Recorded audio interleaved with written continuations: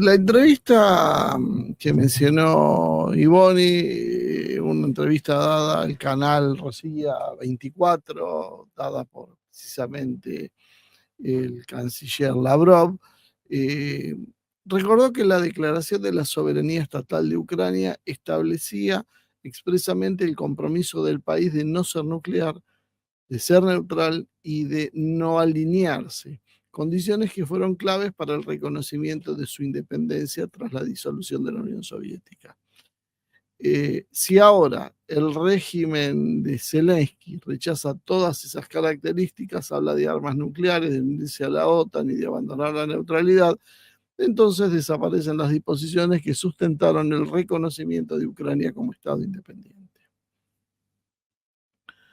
El canciller ucraniano también criticó la actitud de Occidente frente al derecho internacional al aplicar criterios selectivos y sustituir normas jurídicas por otras supuestas reglas que, según Lavrov, nunca han sido formalmente definidas, sino inventadas ad hoc,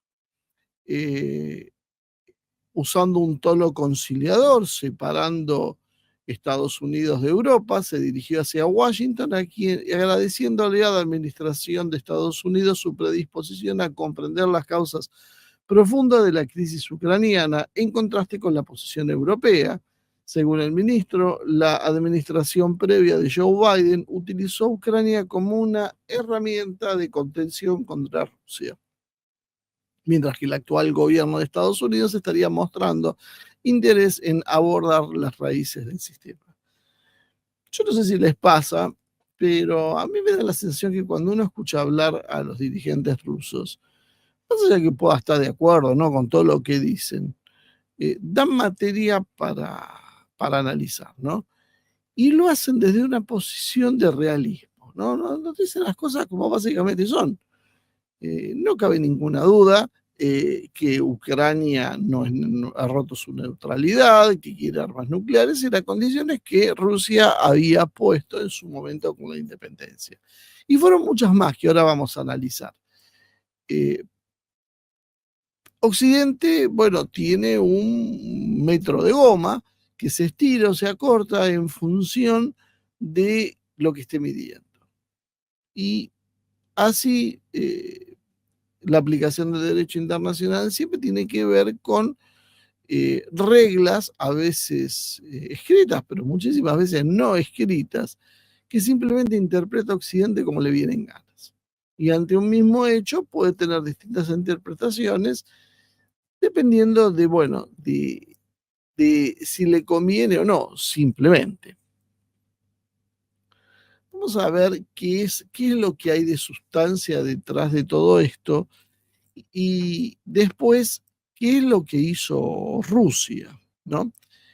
Yo hablo de qué es lo que hace, que hay de sustancia en todo esto, porque lo que plantea eh, Lavrov tiene que ver con el derecho real, con lo que está sucediendo en el mundo en concreto y cómo se toman las decisiones, sin tantas vueltas que utiliza Occidente para esconder las realidades, ¿no? Y en función de eso también empezamos a ver la advertencia que deja flotando Lavrov. Esto es básicamente, yo diría, o negocian ahora, o ojo, porque en realidad vamos a quedarnos con toda Ucrania. Eso es lo que en el fondo dice Lavrov en un lenguaje más diplomático, pero esa es la amenaza. O sea, no es gratuito lo que están haciendo. Cada vez que ustedes dicen que no es una negociación, la cuestión empeora y los términos son distintos y más costosos. Pues en esta oportunidad vamos a asistir a una posición distinta, donde ya no le vamos a reclamar seguramente más territorios o más condiciones, sino ya no es solo desnazificación y desmilitarización. Simplemente vamos a reanexar Ucrania a Rusia. En definitiva, bueno, parte del proyecto de Rusia es volver a ser lo que fue, los territorios que vienen de la época del Imperio Ruso y que fueron luego de parte de la Unión Soviética y que luego fueron fracturados y transformados en países independientes por la presión de Occidente. Y eso es un poco lo que vamos a analizar. Ucrania arranca con un problema, porque no cumple la ley de secesión rusa, soviética en realidad, de 1990. Esto sería parte de lo que tal vez alegaría Rusia en una hipotética disputa. La ley del 3 de abril de 1990, número 1409-1, regulaba la salida de las repúblicas de la Unión Soviética. Recuerden que la Unión Soviética tenía una particularidad, que eran muchos países, podríamos decir, muchas repúblicas unidas voluntariamente que podían entrar y salir bajo determinadas condiciones. El artículo 6 exigía entonces que decidir la secesión mediante un referéndum era una posibilidad y debía contar con el voto afirmativo de al menos 2/3 de los ciudadanos de toda la Unión Soviética con residencia permanente en la República, es decir, en el padrón local, no, bueno, en todo el país, ¿no? O sea, todos los, en este caso, ucranianos residentes en Ucrania serían los que tenían que votar y aprobar por 2/3. La ley también preveía periodos de transiciones y consultas a otro tipo de entidades autónomas. El 1 de diciembre de 1991, Ucrania celebra un referéndum confirmando su acta de independencia, 24 de agosto de 1991. El 84,1% de participación y el 90,32% de los votos fueron por el sí. Esto equivale al 76% del padrón total apoyando la independencia, superando entonces con, diría, con lo justo. Bueno, con alguno, depende como cada uno lo mire, los 2/3 que exigía la ley soviética. En todas las regiones de Ucrania ganó el sí. Claro, acá estamos hablando de lo formal, después vamos a ver otras cuestiones, ¿no? Pero, ¿qué garantías se tenía en ese momento que el plebiscito que se estaba haciendo iba a ser rigurosamente escrutado, que se explicaron bien la situación a los ciudadanos que residían en lo que posteriormente iba a ser Ucrania, que no había injerencias extranjeras en esto? Bueno, si nos ponemos en la época con plena caída del muro de Berlín, la disolución del poder soviético, el acorralamiento de la Unión Soviética y la estampida de república que se venía dando, la operación, podríamos decir, de inteligencia que había hecho Occidente sobre la Unión Soviética, no podemos menos que concluir que no estaba muy claro en ese momento realmente si eso era legítimo o no. Simplemente se hizo con el auspicio de Occidente y nadie objetó nada. ¿Quién iba a objetar nada si la Unión Soviética se derrumbaba? Si alguien discutiera esos pasos procedimentales, los plazos transitorios, etcétera, y la cadena posterior reconociendo el apoyo internacional masivo, los acuerdos de Bella el 8 de diciembre de 1991 y la declaración de la Unión Soviética junto con el protocolo Alma-Ata del 21 de diciembre de 1991, institucionalizando entonces la comunidad de estados independientes, cubrirían cualquier defecto formal. La disolución fue entonces reconocida por los propios sujetos implicados, incluyendo Rusia. La independencia estaba, igual yo aclaro que no todos en Rusia están de acuerdo con esta interpretación. La independencia estaba condicionada a la neutralidad, dice Lavrov, y a la desnuclearización. Si Ucrania renuncia, pierde la base de ese reconocimiento, es lo que dice ahora Lavrov, y esto tiene que ver con la Declaración de Soberanía de 1990, donde se proclamó la aspiración de un estatus neutral, no alineado y no nuclear. Rusia afirma entonces que si Kiev abandona esa posición, simplemente desaparecen las bases de reconocimiento. La declaración en realidad trae disputas, que como todo en las cuestiones jurídicas, las va a terminar decidiendo alguien más o menos arbitrariamente y va a ser, podríamos decir, determinante la capacidad de presión, la fuerza básicamente que tengan cada uno.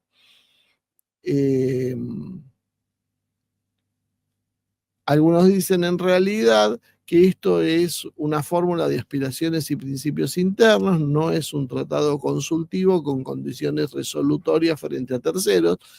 Por lo tanto, cambiar la doctrina de seguridad no afecta a la personería internacional del Estado. Esto sería lo que esgrimiría el occidente colectivo. El memorándum de Budapest de 1994 sí ligó la adhesión de Ucrania al Tratado de No Proliferación Nuclear, como un Estado no nuclear, y garantías de seguridad respecto a la integridad territorial. Pero algunos también pueden objetar que es un instrumento de garantías y no un título de independencia. Su texto no condiciona la existencia del Estado ucraniano ni la validez de su reconocimiento. Esto deja entonces en realidad la resolución a un argumento político, dado que en derecho internacional, por lo menos como lo interpreta Occidente, la estatalidad no depende de los alineamientos militares ni políticos nucleares, por lo menos en la teoría. La ONU también dicen que no, algunos en Rusia dicen que la ONU no aprobó las fronteras de Rusia. En realidad hay algunos tratados, el Tratado Bilateral de Fronteras entre Rusia y Ucrania del 28 de enero del 2003, que limita la frontera terrestre y está registrado en las Naciones Unidas con anexos y mapas. El Tratado de Amistad de 1997, en el artículo 2, reconocía la integridad territorial y la inviolabilidad de las fronteras existentes. La terminación del 2019 corta obligaciones futuras, no borra el reconocimiento previo ni legaliza violaciones pasadas. La resolución 68-262 de la Asamblea General de la ONU del 27 de marzo del 2014 reafirma la soberanía e integridad territorial de Ucrania dentro de las fronteras internacionalmente reconocidas. Por lo tanto, no existe un sello oficial de la ONU que apruebe sus fronteras, pero sí hay reconocimientos y prácticas interestatales en ese sentido. Rusia tuvo algunos problemas porque tras la renuncia de Yeltsin, tras el referéndum, Yeltsin anunció el 2 de diciembre de 1991 el reconocimiento de Ucrania. Fuentes ucranianas hablan del 5 de diciembre, en realidad, que lo reconoce, básicamente unos días de diferencia, ¿no? Y hay un acuerdo más, el de Belaveza Alma-Ata, donde Rusia, Ucrania y Bielorrusia declaran extinta la Unión Soviética y crean la Comunidad de Estados Independientes, asumiendo la existencia soberana de las repúblicas. Todas estas cosas en su momento habían sido objetados y los procedimientos habían sido considerados inválidos. El Tratado de Amistad de 1997, de reconocimiento de fronteras, y el Tratado de Frontera del 2003, que es la línea terrestre detallada según la ONU, el Acuerdo de Azov-Kerch en el 2003, parte también de esa base, todo como prueba de reconocimiento sostenido y título fronterizo aceptado por Moscú. Fíjense que todo esto se hace en el oscuro periodo, podríamos decir, de Yeltsin. Esto también después lo vamos a ir considerando aparte, porque una cosa es la literalidad de los reglamentos y otra cosa es la forma en que se cumplen esto.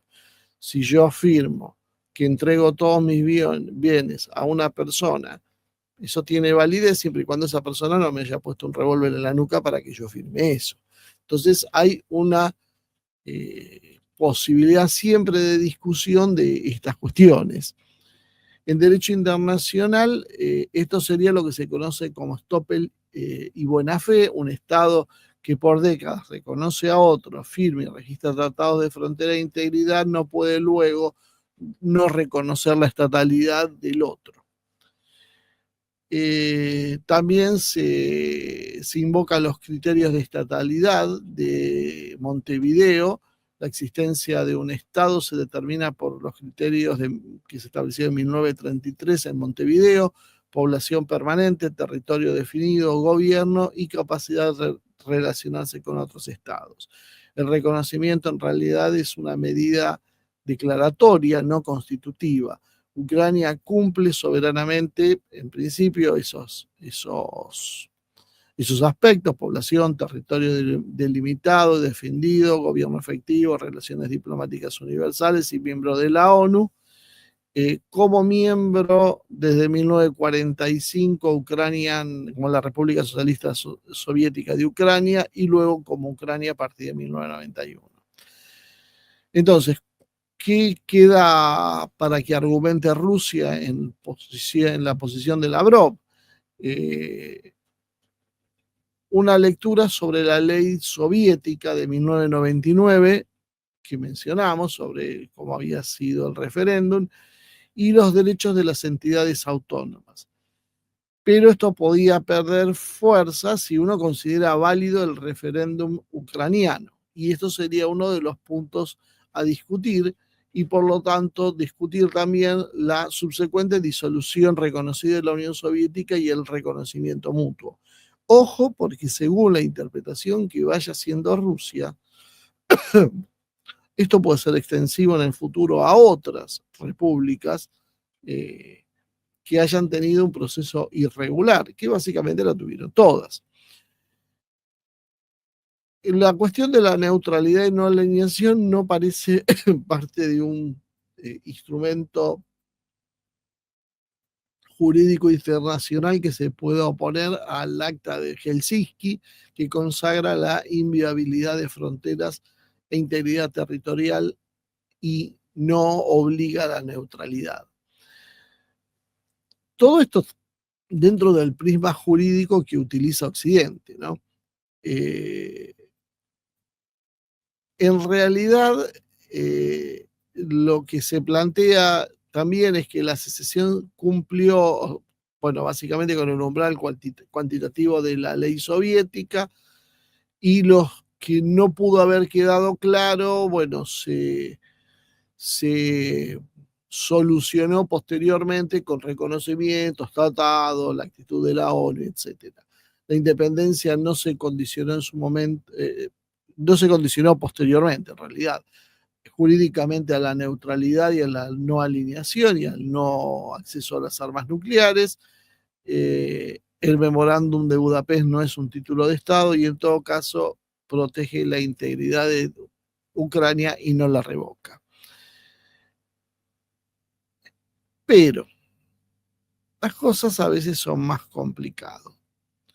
Acá podemos decir que lo que desaparecieron son las bases del reconocimiento, y esto es un mensaje más que nada de presión política. En derecho internacional contemporáneo, los estados no pueden desreconocer la estatalidad de Ucrania a voluntad, según uno podía llegar a interpretar, pero a lo sumo pueden no reconocer actos de gobierno o gobiernos, pero el Estado en sí seguiría teniendo plena capacidad de derecho. Ahora, Rusia también tiene argumentos para cuestionar la situación ahora, que es básicamente la de la independencia propia de Ucrania. Y lo centra precisamente en el vicio de origen de 1991, bajo la ley de secesión soviética de 1990, ley además que, bueno, vuelvo a insistir, hay que tener en cuenta las presiones de lo que era en ese momento Rusia. Esa ley, como decíamos, pedía 2/3 del censo residente votando a favor, y luego consultas o referéndum separado de las regiones autónomas, como por ejemplo es el caso de Crimea dentro de Ucrania. Y la revisión de los resultados posteriormente por el Soviet Supremo de la Unión Soviética y la elevación al Congreso de los Diputados del partido. Todos pasos que nunca se hicieron.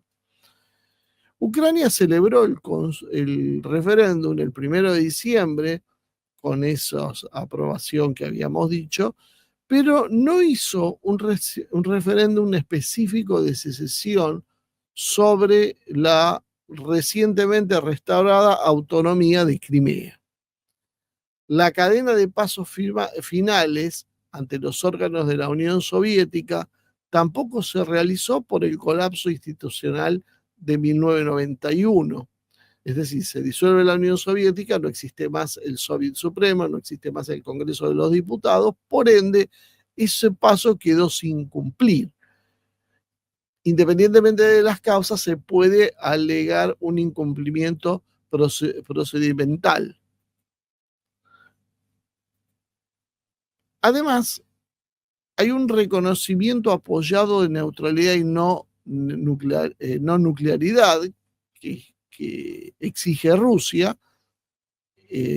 La declaración de soberanía entonces del 16 de junio del 90 expresaba textualmente la intención de ser neutral, no alineada y no nuclear. Entonces lo que dice Moscú es que si Kiev abandona esa posición de no ser neutral, es decir, entrar en la OTAN, alinearse contra Rusia, hacer frentes, alianzas militares contra Rusia, o estar alineada en uno de los sectores directamente y tener armas nucleares, cosa que Ucrania ha manifestado repetidas veces que intenta hacer, básicamente esto haría desaparecer las bases sobre las cuales Rusia reconoció la secesión de esa parte de su territorio.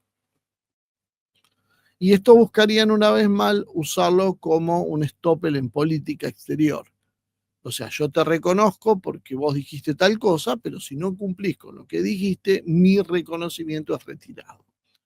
Esto políticamente es posible, jurídicamente es discutible, por supuesto.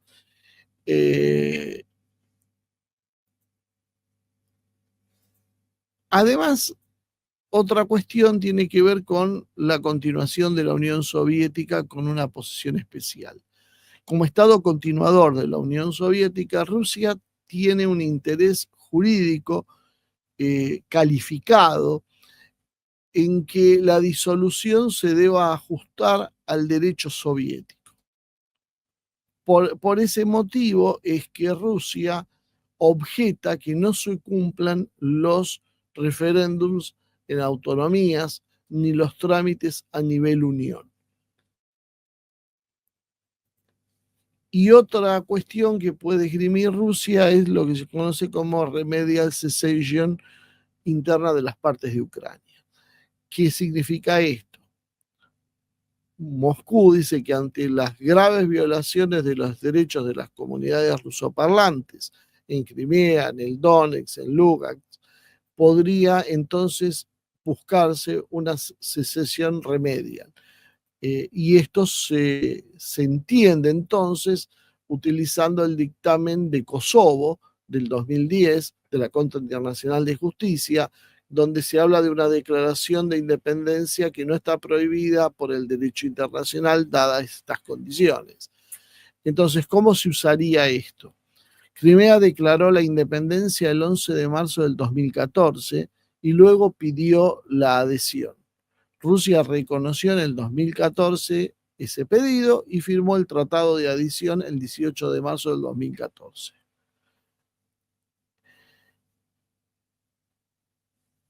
¿Qué significa esto? Entre el 2014 y el 2022, Ucrania habría perdido efectividad sobre partes de su territorio.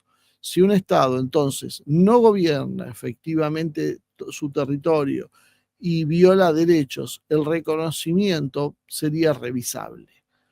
En una lectura realista, el criterio de efectividad de Montevideo, usado para no reconocer gobiernos, para no reconocer estados completos, haría que esto sea discutible.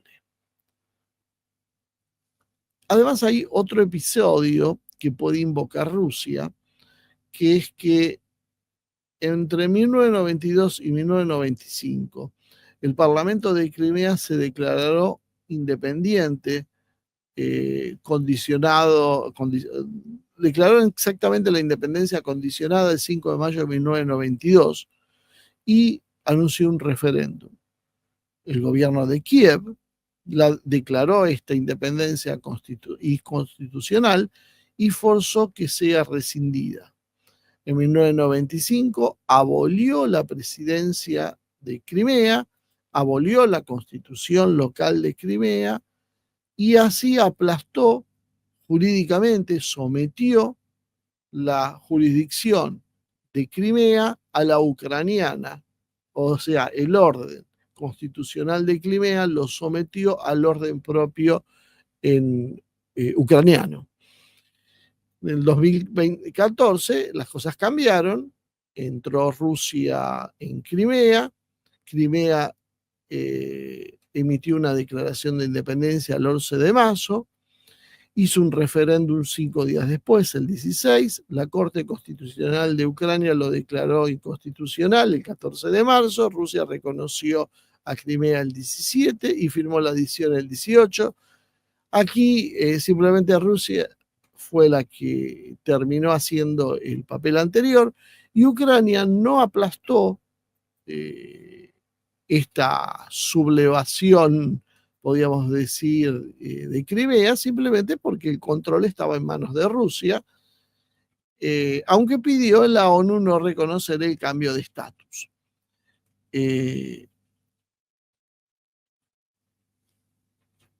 Rusia entonces ha utilizado los mismos argumentos que utilizó Ucrania. Entonces, hemos visto que los dos estados han funcionado con la misma lógica. Ocuparon, le dieron legalidad posteriormente y pasaron por encima de la legislación previa simplemente porque no les convenía y luego lo justificaron con un referéndum. Y Occidente consideró inválido el referéndum ruso porque dijo que, bueno, que Rusia no se podía hacer un referéndum en esas condiciones, bajo una invasión extranjera, etcétera, etcétera. Sin embargo, bueno, Rusia vio como Ucrania si se independiza bajo un referéndum hecho en condiciones más o menos similares. Entonces, ¿qué podría hacer Rusia? Rusia puede retirar en realidad entonces su propio reconocimiento, negar la validez de ciertas fronteras o actos ucranianos e invocar defectos en los procedimientos de 1991 a señalar la neutralidad, la no nuclearidad de Ucrania a partir de 1990 para justificar su posición de no reconocimiento de Ucrania.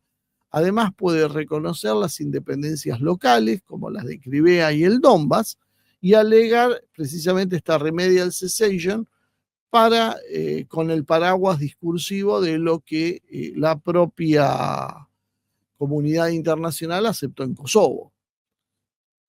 Pero es lo que habíamos dicho, el metro de goma, Occidente utiliza fuerza una situación porque quería tomar una resolución en Kosovo, pero después no quiere que se usen los mismos criterios cuando no tiene esa intención.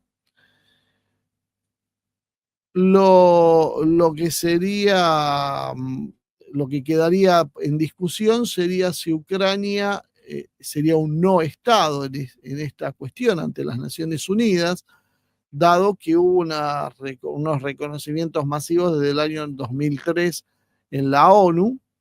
Por eso a veces son tan importantes estas cosas que la gente nunca le da importancia, que son estas cuestiones menores de reconocimientos y gestos que se hacen, porque en definitiva esto es lo que después se invoca para hacer actos de posesión.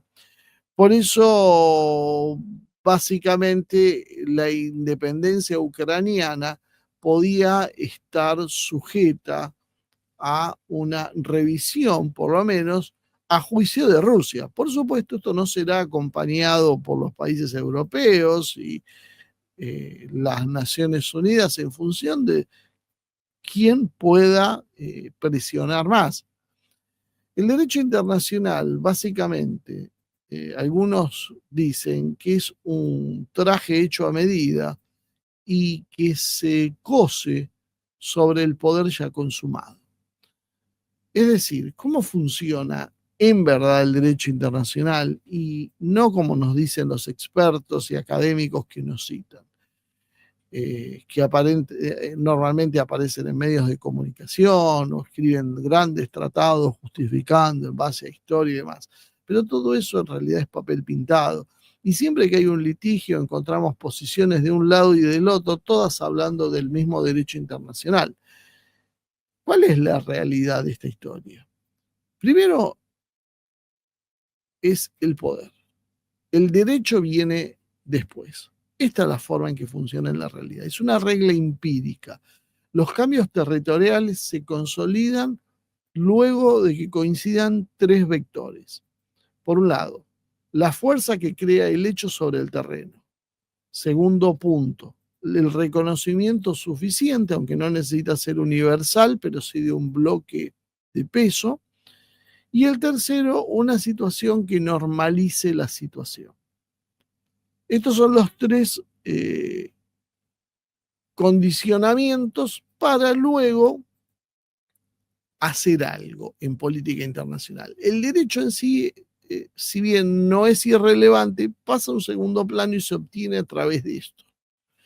Incluso las propias potencias lo hacen, buscan una cobertura mínima para justificar el derecho, como por ejemplo el plebiscito, con la autodeterminación, un tratado, una resolución, porque creen que actuar de esta manera les permite tener una gestión con menores costos políticos y esto impide o genera más consensos internacionales.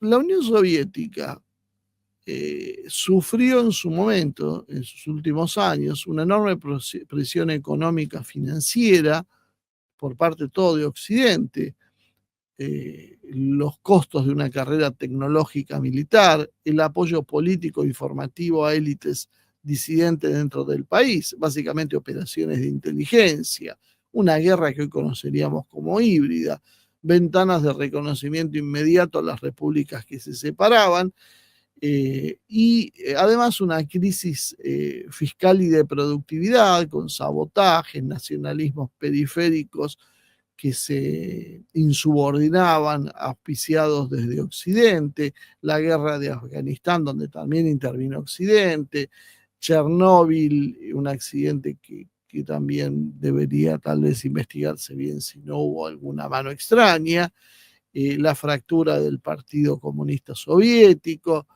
y una serie de reformas mal secuenciadas, como fue la perestroika y el glasnost. Todo esto debilitó a la Unión Soviética. Occidente aprovechó eso para generar un colapso que podíamos discutir hasta el cansancio si se hubiese producido o no, si no fuera por esa actitud de Occidente. Pero no cabe duda de que si la Unión Soviética hubiera conservado su capacidad de acción coercitiva y de cohesión de élites, esa presión que había hecho Occidente no hubiese alcanzado. Porque hablamos esto en el caso de Rusia y Ucrania. ¿Por qué Rusia puede argumentar en estas condiciones que la independencia de Ucrania está viciada o condicionada por muchos de estos actos que se hicieron? Lavrov ahora mencionó el de la falta de neutralidad y la falta de no nuclearidad del Estado ucraniano actual. Pero para que esto prenda, tenga sentido, tenga fuerza, tenga sustancia, se necesita un control efectivo y estable del territorio. De un territorio aparte relevante, no de una pequeñísima porción. Una masa crítica de reconocimientos de países que pueden ser, por ejemplo, los de los BRICS, no todos, pero muchos países socios o aliados, o tolerancia simplemente de actores claves, como es el caso de Estados Unidos con Trump, China, India, Turquía, Indonesia, países importantes. Con estos tres ejes, el alegato reconfigura la realidad internacional de otra manera. Si no solo es algo de consumo interno, negociación, presiones, bueno, guerra informativa, pero no va más allá. Rusia está dando pasos, si uno lo ve con mucha tranquilidad, para conseguir eso. Por esa razón también Rusia no ha atacado y no ha sobrepasado determinados límites y siempre ha estado pendiente de buscar conseguir apoyo internacional, porque lo que necesita es una de esas patas, que es el apoyo internacional, para poder revertir la situación de Ucrania. Crimea, entre el 92 y el 95, en realidad intentó ser un enclave que se transformara en una nación independiente, pero la aplastó Kiev. ¿Cómo hizo? Porque tenía el poder, porque lo hizo por la fuerza. En el 2014 esto se revierte, Rusia decide intervenir, arma un relato jurídico y consolida el poder territorial. El derecho mayoritario no lo avala, pero el hecho permanece porque hay fuerza y patrocinio de una gran potencia y el tiempo juega en su favor. Se van normalizando las situaciones. En ambos ciclos, el que Ucrania toma posesión de Crimea y el que Rusia toma posesión de Crimea, existe un mismo patrón. Primero se hace por la fuerza y luego se encuentran las razones para justificar lo que se hizo. Entonces, ¿Rusia puede objetar la independencia ucraniana con alguna posibilidad? Es difícil en términos de sacarle la independencia a Ucrania formalmente. Occidente jamás va a aceptar eso. Pero si hay una derrota militar del Estado, en este caso ucraniano, o un acuerdo político mayor con un armisticio que rediseñe mapas y garantice un reconocimiento de cruzado, sí puede. Entonces, ¿qué habría que hacer? Desconocer las fronteras y hacer actos de posesión en Crimeas, Donbass, Zaporizhia y Gerson, o los territorios que Rusia quiere reclamar. Bueno, en estos que he nombrado, Rusia está haciendo esos actos todos, podríamos decir, del primero al último.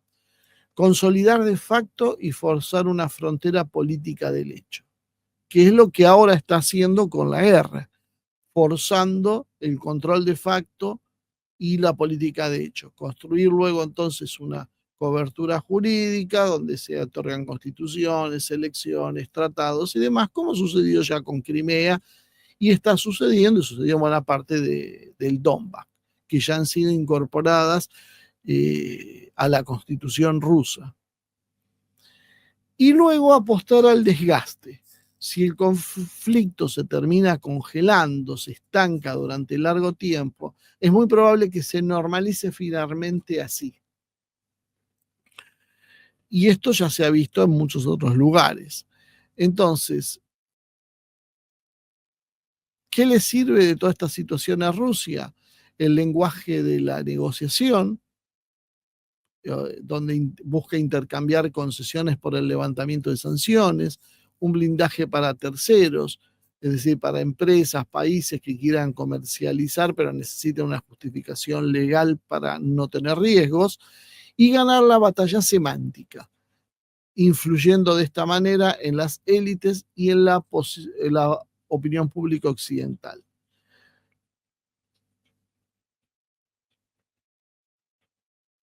¿Qué haría efectiva la posición Rusia a futuro? Bueno, precisamente la victoria en el campo de batalla, la victoria operacional limitada, junto con un tratado.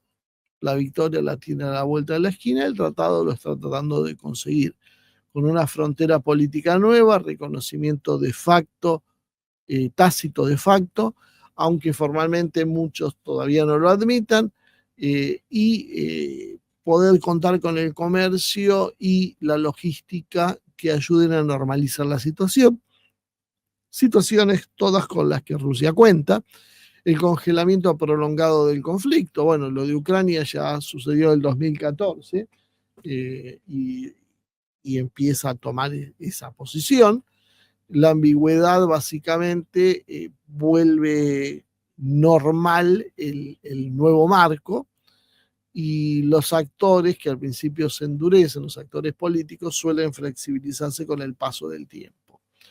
Y un acuerdo con Occidente en el cual se repartan zonas de influencia, de seguridad, etcétera. Todo esto lo que hace que se le dé el marco de legalidad para vestir este nuevo acuerdo. La legalidad internacional opera entonces como producto del poder, de las coaliciones y el tiempo. Y esto es la real política, no es lo que nos enseñan en las facultades o nos dicen los expertos. La independencia de Ucrania se volvió un hecho jurídico porque hubo un reconocimiento masivo y una derrota sistemática de su metrópoli. Sin estos pasos no hubiese pasado. La objeción de Rusia solo sería transformadora si logra convertir el hecho de territorio, reconocimiento suficiente y normalización. Esto es lo que define lo que pase, y el derecho mayoritario seguirá narrando lo que el poder vigente en su momento le permita narrar. Crimea es un ejemplo de cómo funciona el mundo. Si hacemos una línea de tiempo muy sintética, entre 1478 y 1783 fue el Kanato de Crimea, que era un vasallo del Imperio Otomano. Rusia fue aumentando su influencia a partir de 1774 y la terminó anexando en 1783 por la fuerza. Luego surgieron todos los manifiestos y tratados que lo hicieron parte del Imperio ruso. Entre 1783 y 1917 fue parte del Imperio ruso. Sebastopol terminó siendo una base estratégica. La guerra de Crimea entre el 53 y el 56, con el Tratado de París limitaron a Rusia en el Mar Negro, hasta que cambió el equilibrio de poder y las restricciones se terminaron abandonando. Entre el 21 y el 45 fue la República Autónoma dentro de la República Socialista de la Federación Soviética Rusa, y en 1944 deportaron a los tártaros, y en 1945-1946 tomó las características de un óblast. En 1954 la transferencia administrativa fue hacia la República Socialista de Ucrania por decreto del Presidium soviético, sin plebiscito popular, una decisión puramente de política interna. Entre el 91 y el 2013 perteneció a la Ucrania independiente. Primero fue en realidad Crimea una república autónoma. Luego, cuando firman el Tratado de Amistad y la delimitación terrestre, se terminó haciendo ese reconocimiento de fronteras, pero a partir del 2014 pasa nuevamente a manos rusas tras la intervención, declaración del referéndum y anexión posterior. La ONU todavía no lo aceptó, pero el hecho se sostiene simplemente porque está la fuerza rusa, la administración rusa y el tiempo que pasa. Entonces, y esto es la conclusión de todo esto que hemos hablado, cada giro viene primero por un hecho de poder, luego se establece una cobertura jurídica, y por último viene la normalización con el tiempo parcial. Cuando el poder real cambia de manos, el derecho aplicable cambia de pluma, y la comunidad internacional decide simplemente cuándo convalidar eso de acuerdo a las correlaciones de fuerzas y costos. No hay otro misterio realmente alrededor de estas cosas. El que tiene la fuerza actúa de hecho, luego genera las condiciones para justificar lo que hizo y el resto lo aprueba. Esto es así y esto es lo que está pasando en el mundo. Depende en el punto en que uno se pare de la historia, verá que el derecho le pertenece a uno u otro, pero en realidad no está más que graficando quién es el poder del momento. Y acá el problema que hay es que Ucrania se transforma en un ariete contra Rusia porque el modelo estaba en manos del poder, estaba en manos de Occidente, del mundo anglosajón. Pero la realidad del mundo ha ido cambiando, ese poder internacional se ha ido equilibrando y ahora empezamos a ver estas zonas grises, como hemos visto Ucrania, como hemos visto Crimea, que cambia de mano cada determinada cantidad de siglos, empieza a reflejar el nuevo poder emergente otra vez. Rusia es nuevamente el poder de la zona y nuevamente viene a reclamar lo que considera suyo. No hay mucho más misterio que esto. En definitiva, cuando uno se reduce todo, por eso yo siempre le digo, olvídense de derechos, de votaciones, todo esto no existe, esto es para entretener a la gente, es para dar un barniz de legitimidad a las cosas, pero la realidad es la fuerza. Los países se imponen, no necesariamente con fuerza militar, la fuerza puede ser militar, puede ser económica, puede ser psicológica, puede ser lo que se conoce como poder blando, o la combinación de varias acciones. A veces se logran, como por ejemplo Estados Unidos con Puerto Rico, que lo tiene ahora como Estado libre asociado, más por soft power que por otra cosa, no necesito aplicar mucha fuerza para eso. Otras veces se da por la fuerza cuando fracasan los medios anteriores o son insuficientes. Eso es simplemente lo que estamos viendo. Y dejo una pequeña moraleja final para que tengamos en cuenta a los argentinos, que tiene que ver con la cuestión de Malvinas. Malvinas es otro caso donde el derecho aplicable sigue al poder real y a la perseverancia estratégica, podríamos decir. Si Argentina cede en el reclamo con Malvinas, la situación va a quedar normalizada en función de la posición británica. Por eso Argentina no debe ceder bajo ninguna circunstancia y debe generar constantes hechos de presión para que eso sea un territorio en disputa y no un territorio consolidado, porque si no, esta vez veríamos en Malvinas el mismo proceso que describimos en otros lados. Una nación toma un territorio, luego genera los marcos jurídicos, busca los convenios y la aceptación de terceros y finalmente deja que el tiempo pase y lo normaliza como una posesión propia. Eso es lo que juegan las naciones, no importa el color de la camiseta que cada uno tenga. De acuerdo a la fuerza, de acuerdo a la potencia y a las circunstancias históricas, cambian los métodos, pero siempre funcionan con la misma lógica. A nadie le importa si vos tenés derecho o no tenés derecho. No se consigue absolutamente nada por el derecho internacional. Eso es una gran falacia. Se consigue por la fuerza. Luego el derecho va a legitimar lo que se consiguió por la fuerza. Y una vez que una gran potencia se consolida en un lugar y establece todo el andamiaje jurídico, legislativo, etcétera, de procedimientos electorales y demás, el resto lo termina por aceptar. Eso es lo que sucede. Y eso es la política de verdad. Y ahora Rusia está empezando a mostrar sus cartas. Rusia es una potencia que viene a recuperar lo que quiere. ¿Qué es lo que quiere? Lo que históricamente fue Rusia. Esto nosotros hemos planteado hace 10 años por lo menos. Rusia quiere recuperar sus antiguas tierras, lo que fue el Imperio Ruso, lo que fue la Unión Soviética, y tener garantías de seguridad, de no estar acosada por la OTAN. Eso es lo que en realidad se discutió en Alaska y eso es lo que se va a seguir discutiendo y eso es lo que presentan las únicas dos opciones viables. O se llega a un acuerdo internacional donde Occidente entiende que hay determinados territorios que históricamente fueron rusos o de influencia rusa y que hacen a la seguridad de Rusia y cede y retrocede, o va a una guerra que puede ser termonuclear y terminar con todo. Esto es como pretender que mañana México o Canadá sean países hostiles a Estados Unidos, no a un presidente como sucede con Trump, a los Estados Unidos. Y se armen con una potencia. Estados Unidos no lo va a permitir, excepto que se transforme en algo suficientemente débil como para no poder impedirlo. Pero mientras tenga fuerza, no lo va a permitir. Bueno, esto es lo mismo que pasa del otro lado.